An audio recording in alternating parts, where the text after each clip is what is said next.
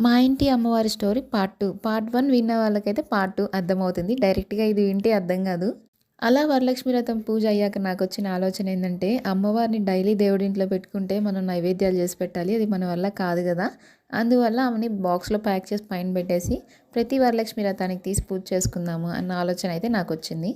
నాకు ఎలా ఆలోచన వచ్చిందో అలానే అయితే నేను బాక్స్‌లో ప్యాక్ చేసి పైన పెట్టేశాను. ఆ శ్రావణ మాసంలోనే మూడో వారం వేరే వాళ్ళైతే నన్ను తాంబూలానికి పిలిచారు. తాంబూలానికి పిలిచినప్పుడు వెళ్ళకుండా ఉండకూడదు. ఖచ్చితంగా వెళ్ళాలి కాబట్టి నేను వెళ్ళాను. అలా వెళ్ళిన తర్వాత వాళ్ళ ఇంట్లో పూజ అంతా జరిగాక ఫైనల్‌లో హారతి ఇచ్చేటప్పుడు నాతో పాటు వచ్చిన వాళ్ళలో ఒక ఆవిడకు అమ్మవారైతే వచ్చింది. వచ్చిన తర్వాత వాళ్ళకి ఇంట్లో ఏదైతే జరుగుతుందో వాళ్ళ సిట్యుయేషను అంతా కరెక్ట్‌గా చెప్పారు. అంతా కంప్లీట్ అయ్యాక ఇక్కడ పసుపు చీర కట్టుకోండి రండి అంటే ఇద్దరం కట్టుకున్నాము. నేను ఇంకొక ఆవిడ. నాకంటే ముందుండే ఆవిడైతే వెళ్లారు. మీరు కాదు తనని రమ్మని అంటే నేను వెళ్ళాను. తర్వాత మ్యాటర్ వచ్చి నెక్స్ట్ ఫ్రైడే పార్ట్ 3 వ్లాగ్‌లో అయితే చూద్దాం. వీడియో నచ్చితే లైక్ చేయండి. ఛానల్‌ని సబ్స్క్రైబ్ చేసుకోండి. నోటిఫికేషన్స్ వస్తాయి.